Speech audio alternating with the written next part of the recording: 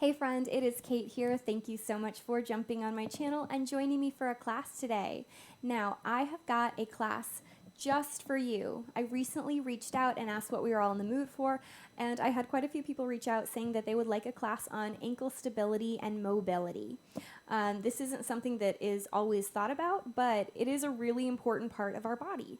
We obviously use our ankles every single day to move around the world, and knowing how to properly place your feet and where that weight distribution should be can be really beneficial long-term health-wise. For a lot of us, we tend to kind of pronate or supinate, which is putting the weight on the inner part of our foot or the outer part of our foot.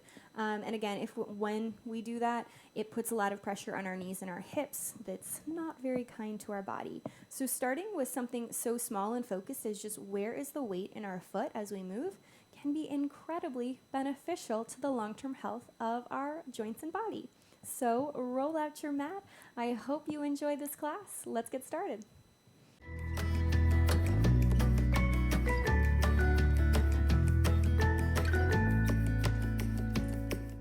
Okay, my friends, we are starting standing, and I don't want you to do anything quite yet other than just stand up.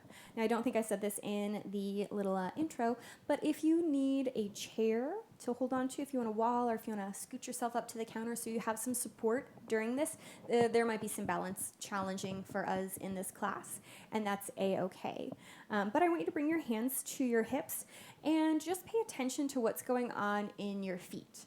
Now, there's no judgment, but I want you to notice and think about 3 spots on your foot. Underneath the big toe ball mound, underneath your pinky toe ball mound, and then the heel. If we can think about those 3 spaces throughout class, it's going to be really helpful. Almost think about those spaces as where the weight ideally wants to be.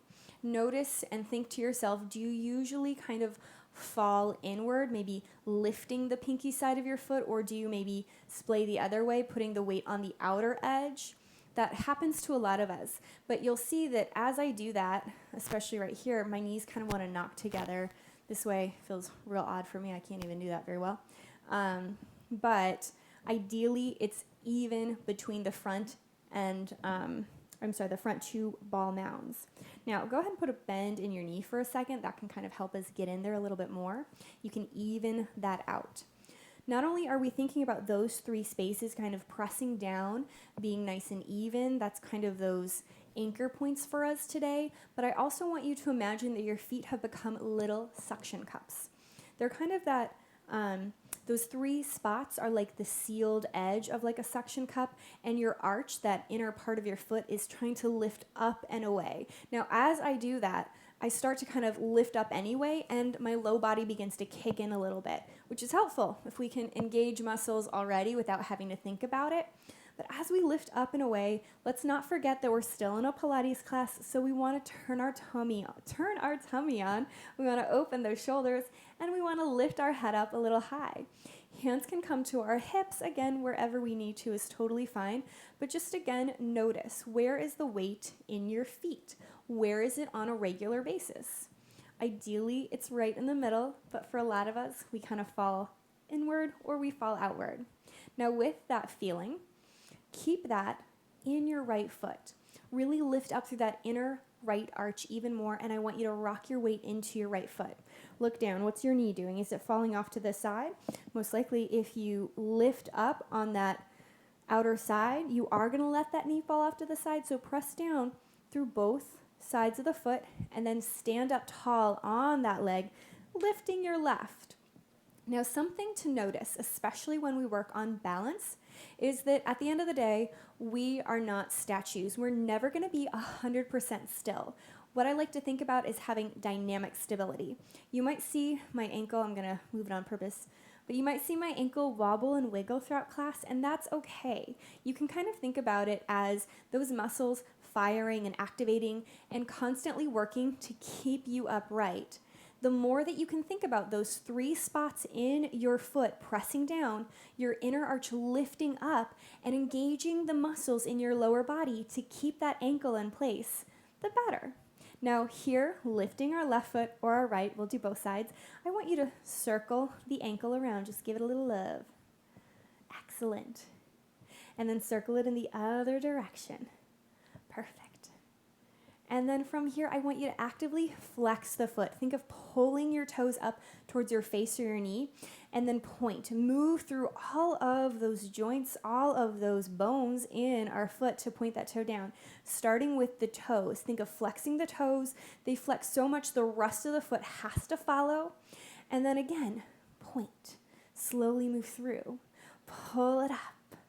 Move it down. Just move through that foot as you flex and point. You can do it exactly like I am, or you can kind of creative freedom there. That's okay. Hold it in place. Flex that foot a little bit more. Take a big inhale. Set that foot down. Wiggle it on out. Do we feel a little bit of burn on that right side? It's always that stabilizing side. That's the kicker, isn't it? Bend your knees. Where's the weight in your feet? Over to one side, forward, back. Bring it even. Wherever you need those hands is fine. Rock into your left side or the opposite. Look down at that knee. Make sure it's pointing in the same direction as your toes. Stamp down into that foot. Think of lifting up through that inner arch and pick up your leg. Same thing to the other side. Holding ourselves upright. Almost imagine I'm pulling that ear, lifting up. It's still a Pilates class. Belly button in, shoulders open. Circle your foot around. You got it. And then circle it in the other direction. And then same thing here. Let's go ahead and start with a great big active flex. Pull those toes up towards your knee, up towards your face. Beautiful posture, beautiful smile on your face. I love seeing that. And then point the toes. Think of flexing the toes first, pulling them up, and then move through the ball of the foot to point that down. And then kind of reverse that, just like we did on the other side, finding a little bit of creative freedom, just waking up that ankle, that foot, giving that spot of our body that probably doesn't always get a whole lot of attention. Unless you go get a pedicure, then they pay a lot of attention to that foot. Although it is the pandemic right now, so I've not gotten a pedicure in a while. I apologize, my toes probably don't look very pretty. I've been trying to do them myself. Last one, flex, hold, and then set that foot down. Wiggle it out. Excellent job. Now we're gonna take a teeny tiny lunge. And I'm going to turn this way just so you can see just how small my lunge is. But notice that I'm going to bend both knees and I want to keep both heels touching the floor right now. If that means you need to take your lunge even smaller than I do, that's okay. But I want you to see something. I'm going to face forward again. When I take my lunge right here with that teeny tiny space, if I'm thinking about pressing into all three of those places in my foot evenly, then my knees immediately track in line with my toes. My hips stay even. I'm able to pull my belly button in. I'm able to lift up. I don't have to think about that posture as much. If, which a lot of us do this, I see this in yoga class all the time, we'll bring the weight into that inner arch of our back foot especially. Do you see that my knee starts to topple inwards? Oh my goodness, that is putting so much pressure on my knee, on my ankle, on my hip. And then by proxy, the rest of my body goes out of alignment as well. So starting with the base of your body, thinking about those anchor points is so helpful to the rest of our practice, whether it's yoga, Pilates, this, that, whether you're just walking around throughout your day. If we can concentrate on keeping that weight even, that health and mobility within our ankle, think of how much better, how much easier you're probably going to feel walking around. I'm going to face this way again. You stay wherever you are. But we're in our tiny little lunge. We're pulling our belly button in. We're lengthening through our low spine. Beautiful job. And then taking a minute, maybe looking down, making sure your knees and toes are tracking in line with one another. They will if that weight is even. And I just want you to pick up your back heel and then set it down. Pick up your back heel and then set it down. Now, as I lower that back heel, I almost imagine that there's a piece of gum attached to my heel. It's like, I stepped on gum on the ground, and that gum is forcing my heel to go down in a straight line.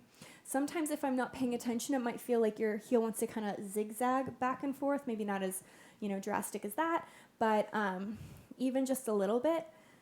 But we want to try and move in a straight line, lifting up that heel, pressing down, lifting up the heel, Pressing down. One more time, lift up that back heel and stay. Hold right there. Again, notice where is the weight in not only your front foot, we should still be lifting up from that arch. We should pull that belly button in, but think about where the weight is in the back of your foot. Is it all in your big toe, or is it evenly displaced along that front line of our foot? Slowly press that heel down. Walk your feet in, wiggle it out if you need to, and we'll repeat to the other side. Find your teeny tiny lunge. Take a minute here. Really think about the feet. Is one foot easier to find that balance, to keep that weight even? Is one side going to tip in a little bit more? It's not necessarily a bad thing to notice these things. In fact, it's not bad at all. It's great to notice so you can slowly correct at your own pace. Once we find that evenness, belly button in, top of the head high, roll those shoulders back, smile, and then lift and lower. Think of lifting that foot up and lowering. A couple more times, up and down we go. You might even find a little stretch along the arch of your foot when we come up into that forced arch there. That can feel kind of nice. And then this next time, again, I want you to lift up, hold. Keep that weight as even as you possibly can between that pinky side, that big toe side. We don't want to knock that heel over. And then bring it down. Now we're going to repeat that with our back leg lightly turned out. And the reason that I want to talk about this is oftentimes I see people, especially in Warrior 2, forget about that pinky side of the foot. If we're in a teeny tiny little lunge like Warrior 2, our back leg is lightly turned out. So I'm going to face this way so you can see a little bit better. But do you see that my knee on the front foot is still pointing forward, but the knee on my back foot is pointing off to the side because my toes are as well. Ideally, you want your knees always going in the same direction as your toes, and then keeping that weight even from the front or from side to side on the foot is very helpful. Now, what happens a lot of times in a Warrior 2, I see this all the time, is people forget about sealing down the pinky edge of the foot when we have that light rotation and they lift up, knocking that knee inward.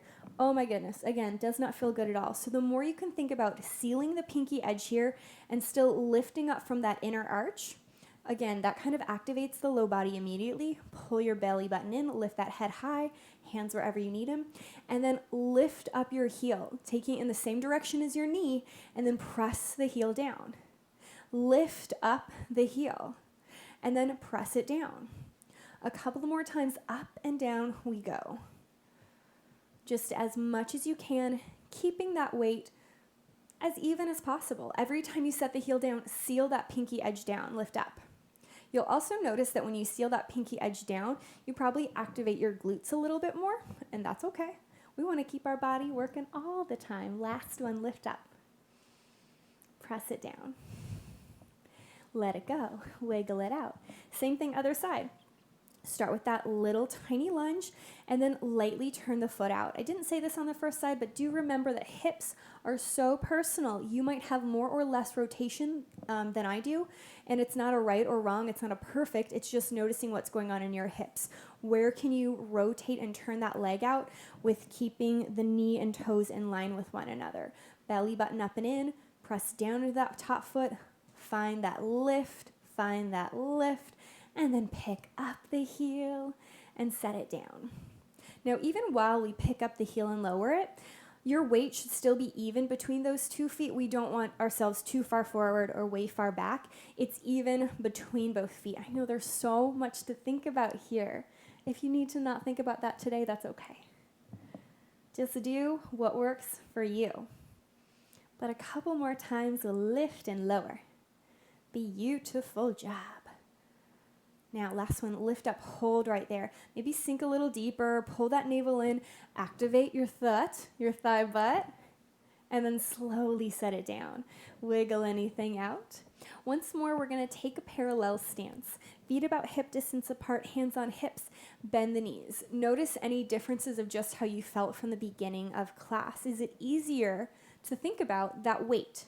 Does it make more sense now? Do we already feel kind of one side of our body's a little bit more tired than the other, or one side of our foot is more tired than the other, maybe because we don't use it as much as often? Hands on our hips, Rock the weight into your right foot. Big inhale. As you exhale, stand up tall, picking up your left foot. And then let's again do a few little circular movements of that ankle. Take it in the other direction. And then from here, we're going to, on purpose, pronate and supinate our foot.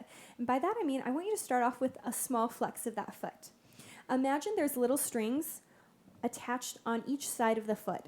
And then the one on the inner part of your body kind of lifts and pulls that foot up, and it drops. And on the other side, and it drops. You can almost think of this as kind of flossing in the ankle, but just kind of move from side to side. Now, it might feel really weird, but it's good to find that range of motion to give ourselves room to kind of massage to some extent inside our ankle, around that joint. And then this is going to feel really weird if I have any ballet friends out there, but I want you to point your toe this time and do the same thing. This time, pulling that toe inward and then sending it out. Doing that little pronation, supination of our ankle. And that can feel a little bit odd. You might get a little stretch through the side of the foot as you do that. That's okay. Now, just pause, relax that foot. What happened in your right side? Did you forget about lifting up in your arch? Could you stand taller and straighter? Big inhale. Set it down, wiggle it out. Hands to hips or wherever. Weight into your left foot. Press down, stand up. Find that activation underneath your arch. And then go ahead and circle it around. You got it. Circle it in the other direction. Amazing. And then a small little flex, not that great big one, but same thing. String attached to each side of your foot. It pulls it inward and it pulls it outward. It pulls in and it pulls out. And just like everything else in Pilates, when you get this nitty-gritty, it can feel a little bit challenging to even pay attention to those very particular muscles. You might even notice that when you try to bring that foot inward, you might start to activate the rest of your body. Getting into very small spots can be hard. So the first couple of times you try might just feel a little bit weird, and that's okay. If it's something new, I usually recommend everyone to try about 3 times until they're like, no, it's not for me. Not everything has to be for you. That's okay. Pause, point your toe, belly button in. What's going on that left side? Lift up to that inner arch, and then bring your toe to the one side and bring it to the other. Kind of flossing, if you will, through that ankle. Wonderful job. Once or twice more. And then set that down, wiggle it out.